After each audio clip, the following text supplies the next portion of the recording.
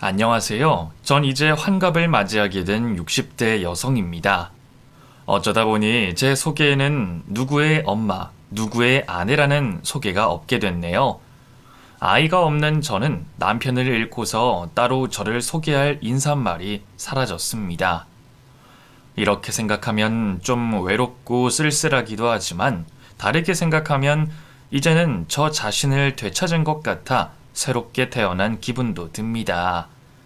새롭게 태어난 제가 이곳에 사연을 보내게 된 데에는 남편이 세상을 떠난 이후 황당한 일에 휘말렸기 때문입니다. 그때나 지금이나 말도 안 되는 일이지만 오히려 너무 비현실적인 일이라 어찌할 바를 몰라 그런 일을, 그런 사람들을 상대하게 됐네요. 그 일과 함께 제가 평생 겪어왔던 고생에 대해 설명을 해보려고 합니다. 그러면 이제부터 저에게 무슨 일이 있었는지 처음부터 설명해 보겠습니다. 형편이 그다지 넉넉하지 못한 집안에서 태어난 저는 설상가상 엄마마저 매달 큰 돈이 드는 병에 걸리셔 어린 시절부터 마음고생이 많았습니다. 학교 공부를 제법 잘 따라갔고 공부에 대한 뜻도 있었지만 집안 형편상 돈을 버는 게 우선이었죠. 그래서 학교 졸업장만 따고는 곧장 공장으로 들어가 돈을 벌어야 했죠. 불만은 없었습니다. 불만을 떠올리기도 힘든 바쁜 삶이었으니까요. 그래도 잠깐씩 만날 수 있던 친구들로 인해 숨통이 트이고는 했습니다.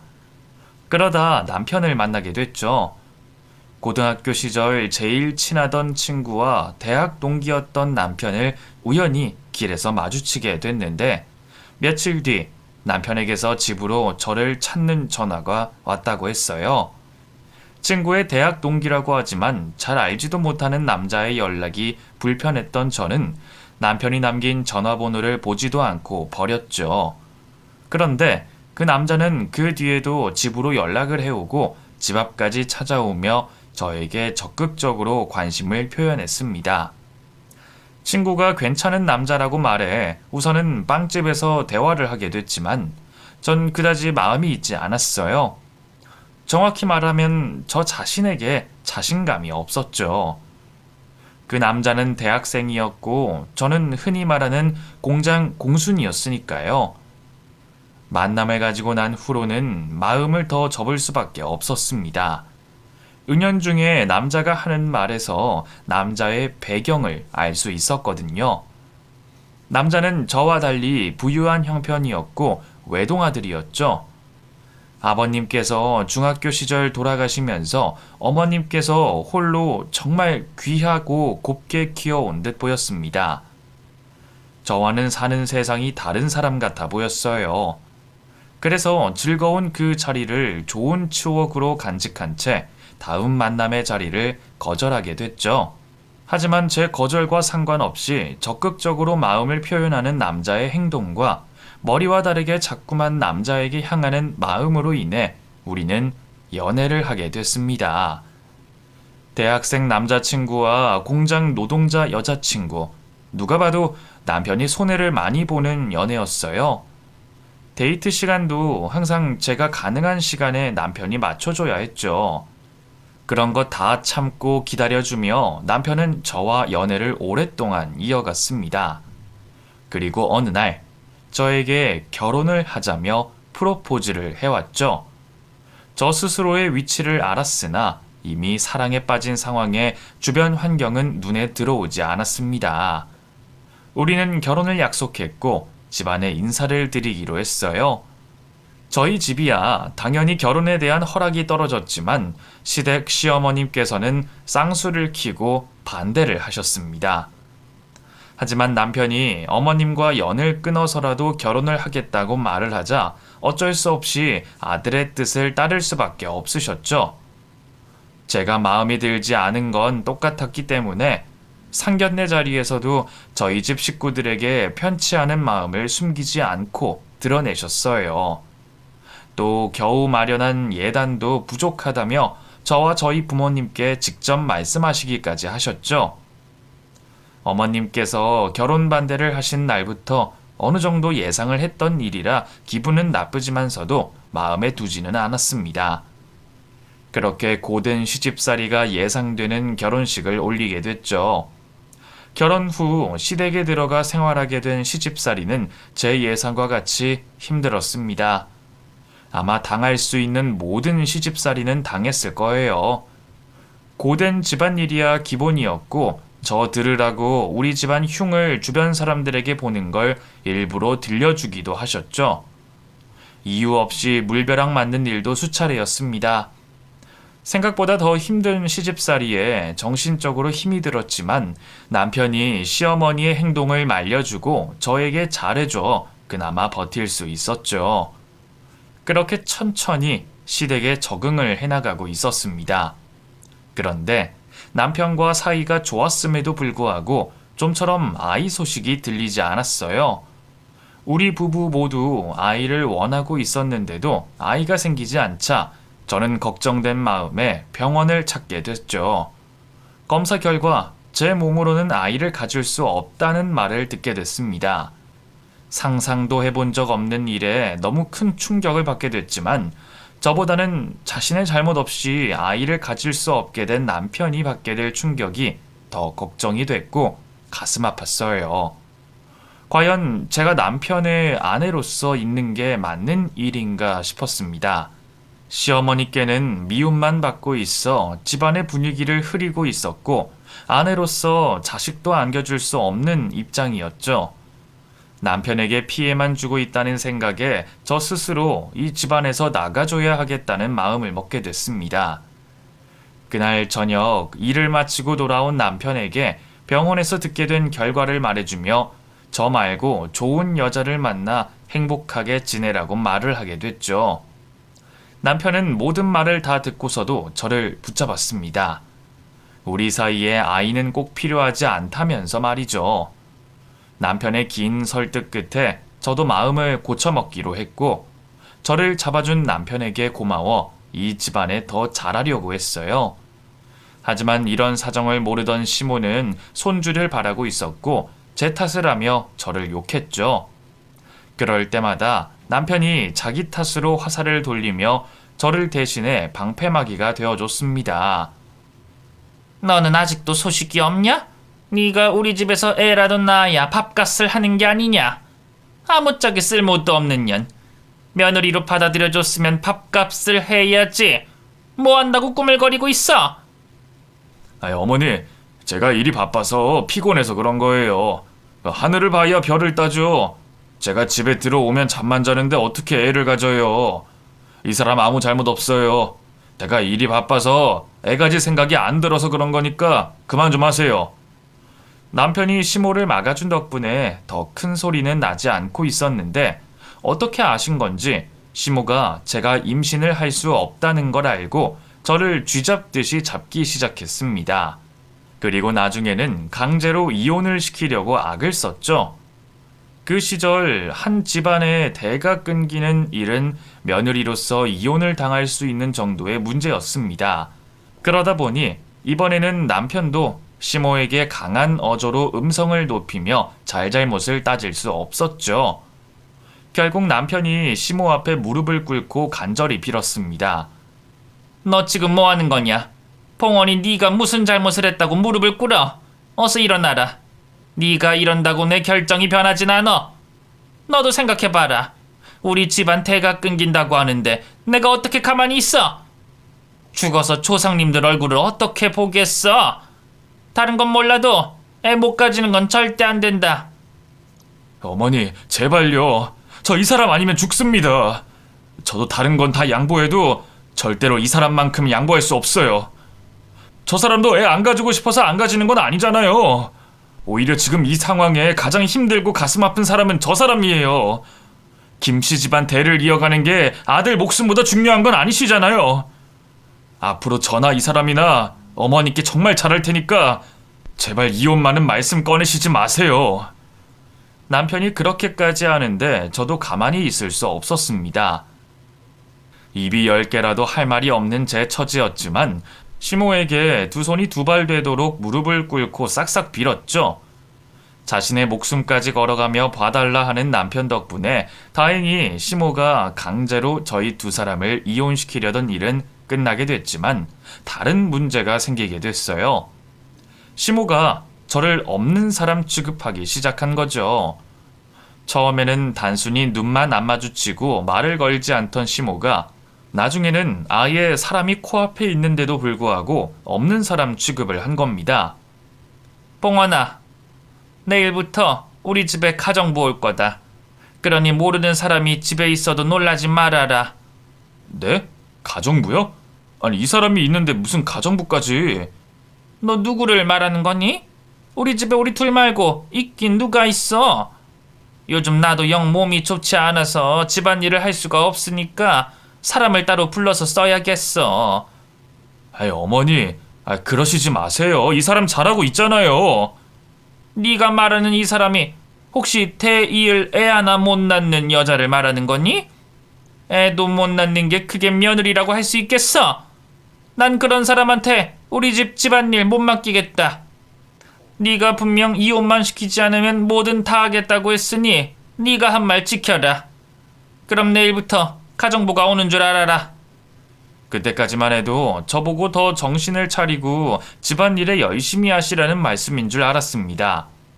그래서 그날 저녁부터 쓸고 닦은 곳 또 쓸고 닦으며 시모 마음에 들 수 있게 움직였죠. 다음 날도 새벽같이 일어나 집안일을 하는데 온 힘을 다하고 있었어요. 그런데 진짜로 어머님이 부른 가정부가 집으로 찾아왔습니다. 시모가 의도를 한 것인진 모르겠지만 가정부로 온 여자는 저와 나이가 비슷하거나 저보다 조금 더 어려 보였어요. 그 가정부가 오자 전 집안일 어느 것도 할 수가 없었습니다. 제가 할 일을 가정부가 대신해서 할 일이 없었던 것도 있었지만 시모가 가정부에게 한 말로 인해 집안일을 할래야 할 수가 없었죠. 안녕하세요. 오늘부터 일하게 된 이정이라고 합니다. 반가워요. 뭐 할 일이야 다른 집들과 다를 게 없는데 한 가지만 부탁할게요. 옆에 있는 사람이 뭘 하면 그건 싹 다 처음부터 다시 해줘요. 네? 그게 무슨 말씀이신지... 예를 들어서 옆에 사람이 설거지를 했다 치면 그 한 거 다시 싱크대에 넣고 다시 설거지를 해주면 돼요. 뭐든지. 그렇게 해서 2배로 고생하는 값은 내가 치러줄 테니 그냥 내가 해달라는 대로 해주면 돼요. 누가 들어도 앞에 있는 저를 집안에서 투명인간 취급하라는 소리였어요. 일을 하러 온 첫날 그런 말을 듣게 된 가정부는 오자마자 집안의 분위기를 눈치챈 듯 했고 그 분위기에 바로 적응을 했죠. 제가 시모와 단 둘이 있는 낮에는 아무 목소리도 내지 못하고 힘도 없다는 걸 알자 저에게 대놓고 예의 없이 건방지게 굴었습니다. 방해해서 죄송한데 화장실 청소가 언제쯤 끝날까요? 제가 좀 급해서요. 안방 화장실 쓰세요. 제가 그 방 화장실은 사용을 못해서요. 오래 걸릴까요? 사람 재촉하실 거면 도와주시고 재촉하시죠? 아무리 돈 받고 일하는 거라고 하지만 누가 남의 용변 보는 화장실 청소까지 하고 싶은 줄 아세요? 그런데 제가 그쪽 용변 볼 때까지 기다리고 또 들어가서 청소를 해야겠어요? 저기요. 제가 당장 나오라고 한 것도 아니고 언제쯤 끝나냐고 물어본 거잖아요. 그러면 거기에 대해서 말만 하면 되지. 제가 뭘 잘못했다고 그렇게 따지고 드세요? 그리고 누가 돈 써서 가정부를 고용하는데 같이 일을 해요. 혼자서 못하는 일이면 몰라도 그쪽이 저한테 돈 주시는 건 아니잖아요. 정 억울하시면 지금 겪은 일 사모님께 가셔서 말씀하세요. 제가 잘못한 일이라면 제가 일 그만두게 되겠죠. 제가 시모에게 말을 할 수 없고 말을 한다고 해도 아무 일이 없을 거라고 생각한 가정부는 오히려 저를 잡아먹을 듯이 대했습니다. 남편에게 말을 해볼 수도 있었지만 남편도 저 때문에 여러 괴로운 상황을 겪었으니 그 말을 전할 수가 없었어요. 모든 남편에게 대신 해결해달라며 의지할 수 없었죠. 그래서 최대한 가정부와 안 부딪히기로 했습니다. 그러다 보니 정말 꿔다 놓은 보릿자루 마냥 집에서 무엇도 할 수 없는 채 가만히 있을 수밖에 없었죠. 거기까지는 참을 수 있었습니다. 하지만 그 다음 벌어진 일은 도저히 참을 수가 없었어요. 가정부인 그 여자가 남편에게 코맹맹이 소리를 내며 꼬리를 치기 시작했거든요. 둔한 남자들에게는 아무것도 아니라고 생각이 들 수 있겠지만 같은 여자인 저는 한눈에 알 수가 있었죠. 어느 날부터인가 남편이 집에서 식사를 할 때마다 남편이 좋아하는 음식을 따로 차려서 갖다 주고는 했어요. 그리고 꼭 사장님이라는 말과 남편의 이름을 혼동하는 척하며 부르기도 했죠. 이거 술안이네요? 저만 해주신 거예요? 네, 그 사모님은 안 좋아하신다고 하셔서 그 봉원 씨, 죄송해요. 작은 사장님 것만 했어요. 감사합니다. 이게 또 막상 하려고 하면 귀찮은 건데 혹시 저희 아내 거는 없나요? 저희 아내도 술안 좋아하는데. 제가 그건 미처 몰라서요. 작은 사모님, 혹시 술안 드시고 싶으세요? 말 자체는 정중하게 물어보는 것 같았지만 표정이나 말투를 보면 꼭 먹어야 하겠냐라는 투였습니다. 애초에 남편의 이름을 실수인 척 부르는 것부터 기분이 나빴기 때문에 저 역시 거절을 했죠. 그런 일들이 한두 가지가 아니었어요. 하지만 시모가 앞에 있었기 때문에 큰 소리를 칠 수가 없었죠. 남편도 가정부가 하는 행동에 다른 저희가 있다고 생각하지 않고 있었기 때문에 괜한 소란을 만들 필요가 없다 생각하고 부글부글 끓어오르는 화를 참고 있었습니다. 그러다 결국 제가 화를 참지 못하고 가정부에게 한 소리를 남편에게는 가정부를 바꾸자고 말을 하게 된 일이 생겼죠. 시모가 아침 일찍 집을 나서게 돼 아침 식사를 저와 남편 둘이서만 하게 됐습니다. 평소와 같이 남편이 샤워를 하고 있는 동안 저는 남편이 입고 나갈 옷을 다리고 준비를 해놨어요. 그리고 식사를 하러 식탁에 앉게 됐죠. 그런데 그때 가정부인 그 여자가 제 남편 가슴에 있는 먼지를 떼어주며 선을 넘는 말을 했습니다. 여기 먼지가 묻었네요. 그런데 봉원 씨는 이런 톤의 하늘색 셔츠는 맞지 않는데. 그리고 오늘 한 넥타이도 셔츠랑 안 어울려요. 얼굴이 워낙 하얗다 보니까 뭐든 잘 어울리기는 한데 이왕이면 좀 더 밝은 톤의 하늘색이 어울리는 것 같아요. 아니면 흰색이 낫고요. 그런가요? 저는 옷에는 관심도 없고 잘 몰라서 저희 아내가 골라주는 대로 입거든요. 뭐 사람마다 생각하는 게 다른가 봐요.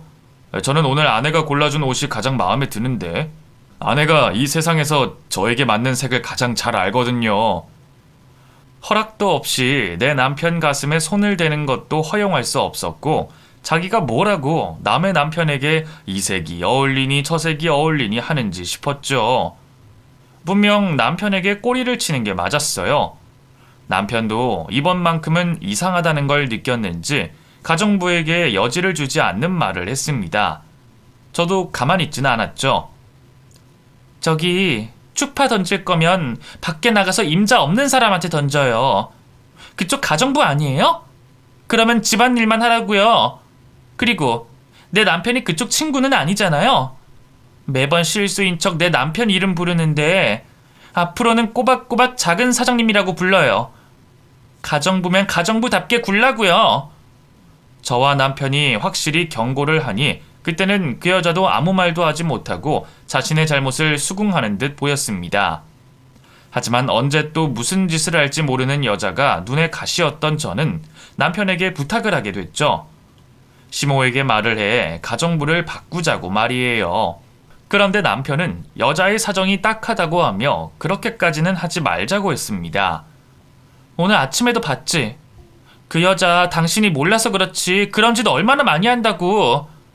그리고 당신 없으면 나 대놓고 무시해. 당신이 어머니께 말씀드려서 가정부 바꾸자고 해봐. 당신한테 그 사람이 선 넘으면 확실히 말해. 화도 내고. 어머니도 그 여자가 먼저 선 넘어서 당신이 뭐라고 하는 걸 가지고는 뭐라 말씀 못 하실 거야. 그리고 나야 그 여자가 그런 짓 한다고 해도 당신이 있으니까 넘어갈 리가 없고. 그런데 자르거나 바꾸지는 말자. 그 어머니한테 언뜻 들었는데 그 여자 사정이 딱해. 흔히 말하는 천의 고아라고 하더라고. 당장 갚아야 할 빚은 많고 배운 것도 아는 사람도 없어서 이전까지는 일자리도 못 구했나 봐. 가정부 일도 나이가 젊어서 거절을 많이 당하고 당신이 무슨 걱정하는 줄 알고 저 여자가 못되게 구는 것도 아는데 우리보다 힘든 사람이잖아. 나도 당신도 행동을 확실하게 하면 지금처럼 당신 마음에 들지 않는 짓은 하지 못할 거야. 불쌍한 형편의 사람을 내쫓을 수 없다는 남편의 말에 저도 어쩔 수 없이 동의를 하게 됐죠. 다행히 그날 이후 가정부는 제가 거슬려 했던 행동을 하지 않았어요. 제 앞에서는 말이죠. 뒤에서는 딴짓을 하고 있었습니다.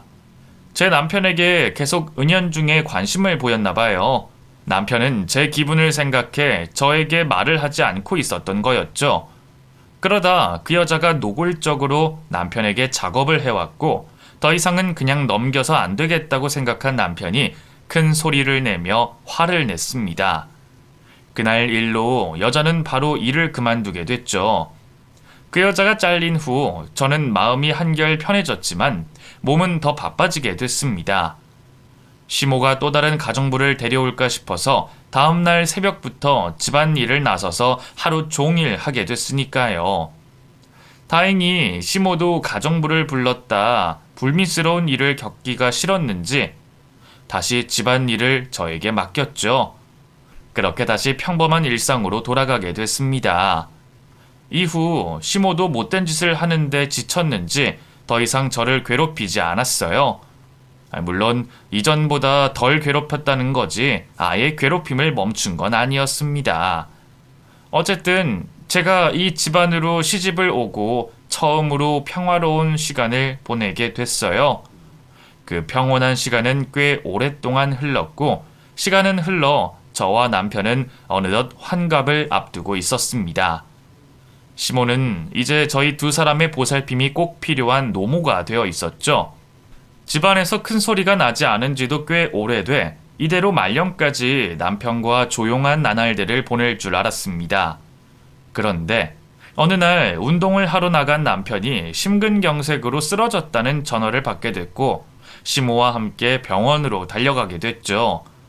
이제 한창인 나이 남편을 잃을 거라고는 생각지 않았습니다. 그런데 찾아간 병원에서 남편이 세상을 떠났다는 말을 듣게 됐죠. 남편 같은 사람이 저를 두고 이렇게 허망하게 떠날 거라고는 생각하지 못했어요. 실감이 나지 않아 눈물도 나오지 않았습니다. 점점 차가워지는 남편을 어루만지면서도 이게 꿈인지 현실인지 모르겠더라고요. 그런 상태로 전 남편의 장례식을 치러야 했고 남편을 발인해야 하는 날이 됐죠. 화장터에 도착해 남편이 들어있는 관이 화로로 들어가자 그제서야 나오지 않고 있던 눈물이 쏟아졌고 더는 남편을 볼 수 없다는 현실이 느껴지기 시작했어요. 저도 시모와 같이 자리에 쓰러져 오열을 하게 됐죠. 그런데 남편의 화로가 보이는 유리창 앞에 낯선 남자가 오열을 하고 있었습니다. 오열하는 모습이 가족이 아니고서야 그렇게 울 수 없을 것 같았죠. 저 낯선 남자는 누군가 궁금해하고 있는데 남자가 저와 시모를 보더니 저희 앞으로 걸어왔습니다. 그리곤 깜짝 놀랄 만한 말을 해왔죠. 안녕하세요, 할머니, 큰어머니. 처음 뵙겠습니다. 이렇게 불쑥 찾아와서 죄송합니다. 제가 누굴까 궁금하실 텐데 저는 아버지가 버린 아들입니다. 미친 사람이거나 다른 사람을 착각했다고 생각했어요. 어이가 없어 관계를 확인하려고 하는데 옆에서 웬 여자가 끼어들었습니다. 누구신지 모르겠지만 뭘 잘못 아신 듯해요. 저희 남편 이름은 김봉원이고요. 그쪽 같은 아들 둔 적 없어요. 아니요, 내 아들 봉원 씨 아들 맞아요. 저 기억하시죠? 24년 전 한 집에 같이 있었는데. 누군가 싶어 그 여자의 얼굴을 봤는데 우리 집에서 가정부로 일을 했던 그 여자였어요. 시간이 오래 지났는데 기억하시나 봐요? 네, 맞아요. 저 그때 그 가정부로 일했던 사람이에요. 여기 두 분이 모르는 사실이 있는데 사실 저 가정부 일할 때 봉원 씨와 만나고 있었어요. 작은 사모님, 아니 형님이라고 해야 하나? 형님은 제가 봉원 씨한테 추파를 던진다고 생각했을 텐데 봉원 씨가 저한테 먼저 추파를 던졌어요.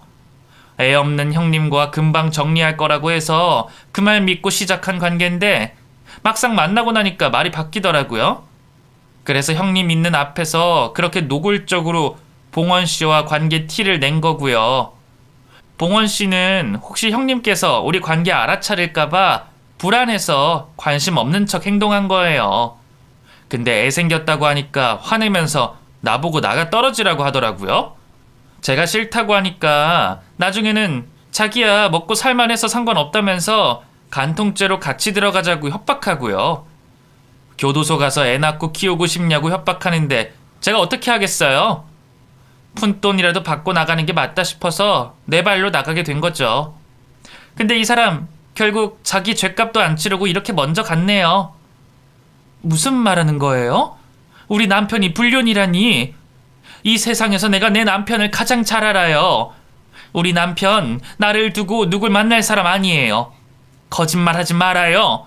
형님, 그럼 긴 말하지 말고 검사해봐요. 유전자 검사하면 될 거 아니에요. 당당하게 나오는 모습에 당황을 했지만 그렇게 하는 게 저도 제일 확실하다 싶었습니다.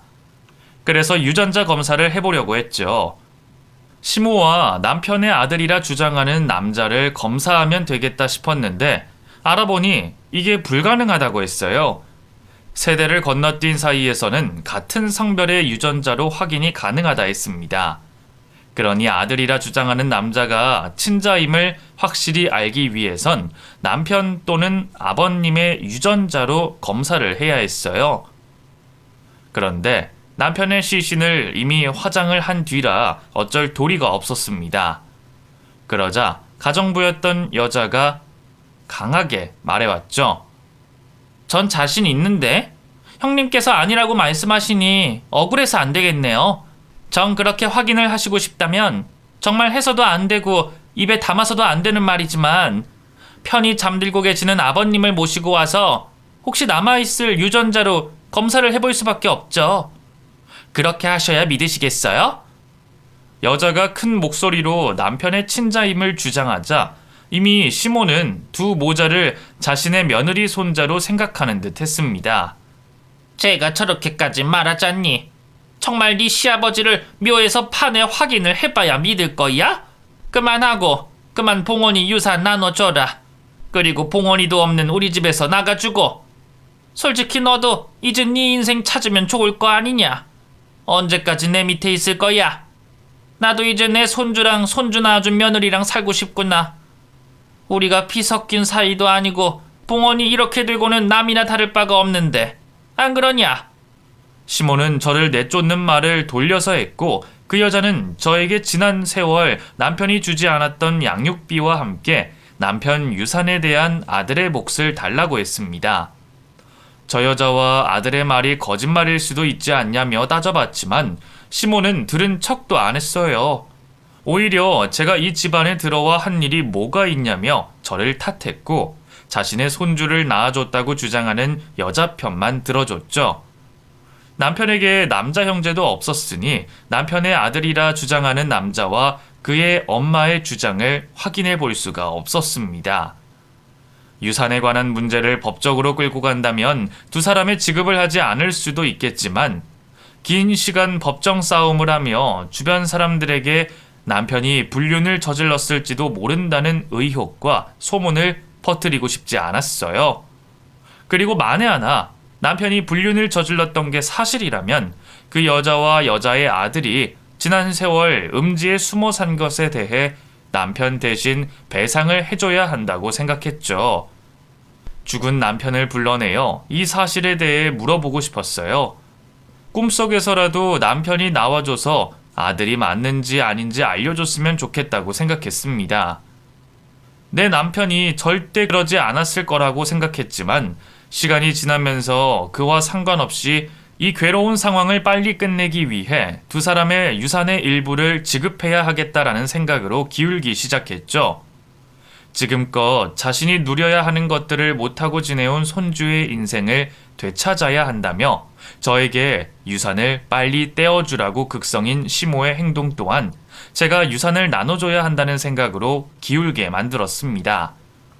남편의 재산 중 어떤 것을 현금화하고 또 어떤 식으로 유산을 나눠줘야 하는지 알아보고 있을 때 문득 한 가지 기억이 떠올랐어요.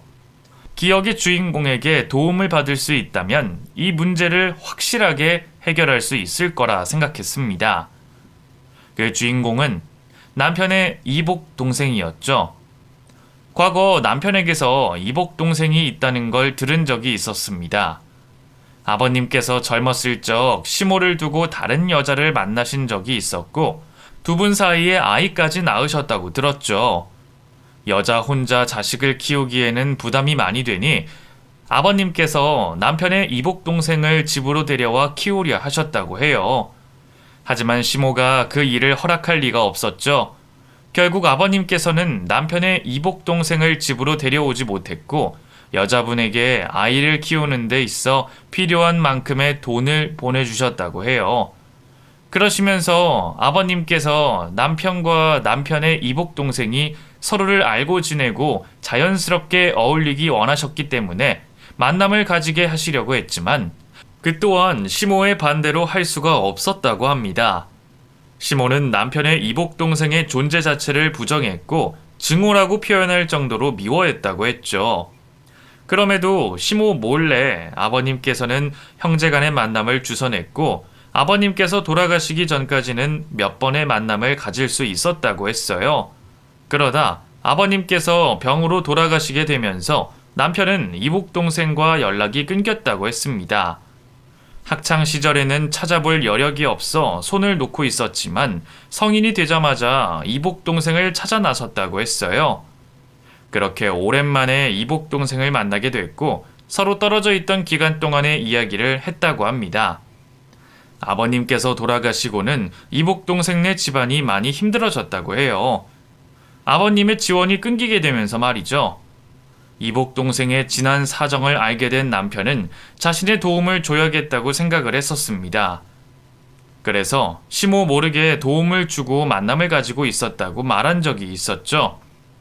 저도 결혼을 하고 한참이 지나서야 알게 된 사실이었어요. 남편이 죽기 전 조만간 이복 동생을 만나보자며 약속까지 했었는데 그 생각이 지금에서야 났습니다. 남편과 같은 부계 유전자를 가진 이복 동생이라면 이 꼬여버린 상황을 확실하게 결론 지을 수 있을 거라고 생각했습니다. 그 결과가 저에게 좋든 싫든 말이죠. 그렇게 저는 남편의 휴대폰에 있는 이복 동생의 연락처로 전화를 하고 만남을 가지게 됐어요. 제가 미처 연락을 하지 못해 남편의 죽음을 모르고 있었던 남편의 이복 동생은 제가 말해준 남편의 부고 소식에 눈물을 흘렸습니다. 형의 죽음을 알고 힘들어하고 있는 사람에게 당장 도움이 필요하다고 말을 해도 되는 건지 고민이 됐죠. 꺼내야 하는 말은 하지 못한 채 우물쭈물하는 모습을 보이자 남편의 이복 동생이 먼저 눈치를 채고 물어왔습니다. 그 물음에 미안하지만 찾아오게 된 목적을 이야기하게 됐죠. 제 이야기를 듣게 된 남편의 이복 동생은 흔쾌히 도움을 주겠다고 했습니다. 그러면서 언제든 도움이 필요하면 부르라고 했죠. 자신이 남편에게 받은 도움이 너무 많다며 그걸 갚기 위해서라도 꼭 연락을 달라고 했죠. 이제 필요한 건 남편의 아들이라 주장을 하는 남자의 유전 물질이었습니다. 남편과 그 남자의 관계를 확실히 알기 위해 꼭 필요한 물질이었는데 유전자 검사를 할 거니 달라고 할 수가 없었죠. 잠시 고민에 빠졌던 저는 이것저것 가릴 것 없이 그냥 들이받기로 했습니다. 그래서 그 길로 두 사람을 만나러 가게 됐죠. 유산에 대해 이야기를 하는 척하며 걸리지 않게 남자의 머리카락과 담배꽁초, 껌을 채취했고 이를 가지고 유전자 검사를 하게 됐습니다. 그리고 남자가 남편의 아들이 아니라는 검사 결과를 받게 됐죠. 검사 결과 이복 동생과 아들이라 주장하는 남자 사이에 일치하는 유전자가 없었습니다. 뻔한 사기극에 하마터면 넘어갈 뻔했어요. 우리나라 말에 목소리 큰 놈이 이긴다고 아니라는 걸 알면서도 확인을 할 수 없고 상대방이 뻔뻔하게 목소리를 높이고 나오니 당할 뻔했죠. 이 결과로 인해 제가 도의적으로 그 사람들에게 유산을 나눠줄 이유가 없어졌습니다. 그런데 이 뻔뻔한 모자 두 년놈들을 그냥 두면 안 되겠더라고요. 법적으로 알아봤지만 명예훼손을 제외하고는 딱히 처벌을 줄 수 있는 게 없었습니다. 그렇다면 분한 마음을 직접 풀어야 하겠다는 생각이 들었죠. 옆에서 손자가 생겼다고 좋아하고 있던 시모는 덤이었고요. 저는 검사 결과를 가지고 당당히 두 사람에게 전화를 걸었고 때마침 시모와 같이 집에 있다는 말에 유산에 대해서 결론을 내겠다며 찾아가게 됐죠. 집으로 찾아가니 여자와 그녀의 아들은 이미 며느리와 손주 노릇을 하며 시모 곁에 있었어요. 속전속결로 끝내야 더는 이 더러운 모습을 보지 않을 것 같아 자리에 앉지도 않고 시작했죠. 내가 확인해 보니까 유산은 한 푼도 못 주겠던데. 형님, 또 갑자기 왜 태도를 바꾸세요? 다른 사람은 몰라도 형님은 사람이 좋으셔서 봉원 씨가 한 잘못 자신이 한 거라고 생각하고 내주실 줄 알았는데 꼭 진흙탕 싸움을 하셔야 마음이 편하시겠어요? 저희가 누구 때문에 이 고생을 했는데요.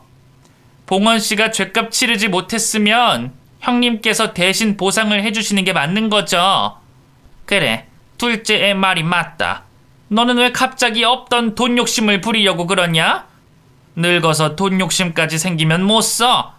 둘째 애라고 하지만 봉원이가 이 세상에 유일하게 남긴 아들인데 네 아들이라고 생각하고 보상해줄 것 해주고 앞으로 잘 살아갈 수 있게 해줘야지. 우리 손주 앞길을 망치면 어떡하냐? 어디서 누구랑 굴러다니다 온 년의 아들을 우리 봉원 씨 아들이라고 하세요? 그렇게 아들 아끼시더니 직접 깎아내리고 싶으세요? 너희들 도대체 어떻게 살아왔으면 모자가 쌍으로 사기극을 벌일 생각을 하니? 너는 애엄마라는 사람이 창피하지도 않아? 아니면 진짜 네 아들한테 그렇다고 속이기라도 한 거야? 솔직히 말해봐. 우리 집 오기 전에 몇 군데서 이런 짓 했니? 거기서는 잘도 속아 넘어가? 아니면 내 남편 아버님 안 계시고 자식도 없고 형제 없는 외동이라 이런 짓 벌이는 거야? 이것들이 사람을 가지고 놀아? 형님, 말씀이 좀 심하시네요. 누가 사기를 쳐요? 우리 아들 봉원 씨 아들 아니라는 증거 있어요? 그럼 너는 증거 있니?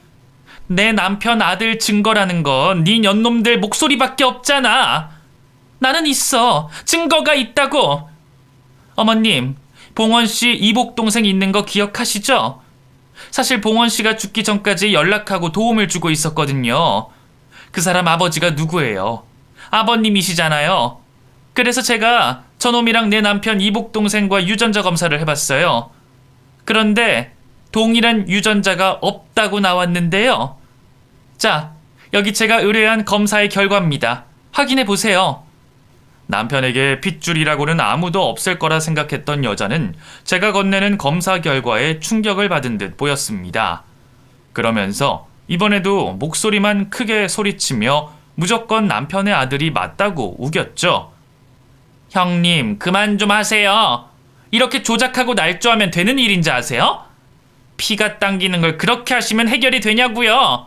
그래, 그러면 우리 모두 보는 앞에서 검사 받아볼까? 어머님은 기억하시죠? 남편 이복 동생, 그리고 그분 어머니 되시는 분. 어머님께서 증인이 되어주시면 되겠네요.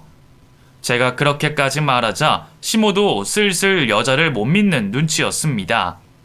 여자와 그녀의 아들도 자신들의 사기극이 다 밝혀졌다는 걸 예감한 모습이었죠. 자, 내가 여기서 돈 줄게. 얼마가 되든 그거 받는 순간 너희는 사기죄 성립이야. 명예훼손은 당연하고. 지금 네가 알려준 곳으로 돈 넣어줄까? 앞으로 계속 소송해가며 누구 말이 맞는지 확인해보고 그에 대한 손해배상도 해볼래? 목소리만 큰 협박에 법대로 해결하겠다고 말을 하자 두 사람은 바로 꼬리를 내렸습니다. 자신들이 사기를 치려고 계획을 했다는 걸 인정한 거죠. 처벌만은 피하게 해달라며 빌고 있는 두 사람에게 잔뜩 겁을 주다 그만했어요. 정신적으로 피해를 본 건 있었지만 그래도 그 전에 해결을 할 수 있었으니까요. 그러다 법적으로 처벌할 수 있는 게 없다 보니 악연은 빨리 끊어내자고 생각했죠. 두 사람이 무릎을 꿇고 자신들의 범행 계획을 말하자 언제 그랬냐는 듯 시모가 큰일을 피했다며 저를 붙잡고 한숨을 돌렸죠. 하지만 이제 시모 차례였습니다. 어쩌면 두 사람보다 더 못된 사람이 시모였으니까요. 정말 다행이다. 아니, 세상이 어떻게 돌아가는 건지 저런 못된 것들만 점점 더 많아져요. 이번에는 네가 잘했다. 우리 아들 재산 지키느라 고생했어. 왜 이러세요? 언제부터 저한테 기대셨다고? 저 말고 며느리와 손주 되어줄 사람들 앞에 있잖아요. 저 사람들한테 붙으세요. 전 이번 일로 그나마 있던 정도 떨어졌으니 이제 더 이상 어머님 모시지 않을 거예요. 너 왜 그러냐? 나도 피해자야. 아니, 속아서 그렇게 행동한 거라고. 아니, 그리고 솔직히 말해서 네가 손주 하나만 낳아줬으면 이런 일이 생겼을 것 같니? 네가 우리 집안에 끼친 피해가 있는데 내가 잠깐 혼동을 했다고 그런 말을 해서 되겠어? 네, 또 저를 죄인으로 몰아가시네요. 저도 아이 낳지 못한 건 어머님께 죄송하고 제 남편한테 미안해요. 그런데 제가 안 가지고 싶어서 안 가졌어요? 저도 지금까지 살아오면서 어린 아이들 보면 눈에서 떨어지지가 않아요. 어머님보다 제가 더 힘들었다고요. 평생 죄인으로 살아왔으면 된 거잖아요. 또 제가 이 집안 죄인이라고 해도 어떻게 저를 헌신짝 버리듯이 내치세요? 어머님 밑에서 지난 평생 고생하고 수발 들었던 사람은 저예요. 제가 평생 마음에 안 드셨다고 해도 한순간에 내치시면 안 되는 거죠. 밉든 곱든 지난 세월 같이 살 비비고 산 세월이 있는데 저 그만하겠어요. 어머님 모시다가 어떻게 어떤 식으로 버려질지 모르는데 제가 왜 사서 고생을 하겠어요? 가지고 계신 재산으로 이 사기꾼 연놈들과 오손도손 사시든 양로원에 들어가서 쓸쓸하게 지내시든 어머님 하고 싶은 대로 하세요. 이 집안 죄인인 저는 이제 며느리 노릇 그만할 테니. 왜 그러니? 네가 서운한 건 다 이해한다. 내가 잘못했어. 네 말대로 우리가 평생 지내오면서 서로 쌓은 정이 있는데 네가 이렇게 날 버리면 어떡하니? 이렇게 시어머니가 며느리에게 잘못했다고 말까지 하는데 이번에만 네가 참아라. 내 너한테 큰 잘못을 했다. 응? 제 단호한 모습에 뒤늦게 태도를 바꾼 시모는 잘못했다며 저에게 매달렸지만 저는 마음을 굳힌 지 오래였습니다. 그렇게 사기꾼 두 사람과 시모를 두고 저는 그 집에서 나오게 됐죠. 이후 시모 집에서 짐을 빼올 때 한 번 더 붙잡히기는 했지만 전 흔들리지 않았습니다. 그리고 지금은 그 집에서 나와 시모와 연을 끊고 살고 있죠. 가끔은 시모의 소식이 궁금하기도 하지만 일부러 관심을 두지 않으려고 수소문하지 않고 있습니다. 이제는 얼마 남지 않은 제 인생 오로지 저만 위해서 살아보려고 하거든요. 누군가를 모시고 마음에 상처받는 이야기를 듣는 건 더는 안 하려고 합니다. 물론 목숨이 다해 남편을 다시 만나는 날 남편 앞에 무릎 꿇고 잘못했다 용서를 빌어야 하겠지만 지금은 제가 내린 결정대로 살아보려고요. 그럼 앞으로 남은 인생 재밌게 살아보도록 하겠습니다. 제 이야기 끝까지 들어주셔서 감사하고 모두 행복하세요.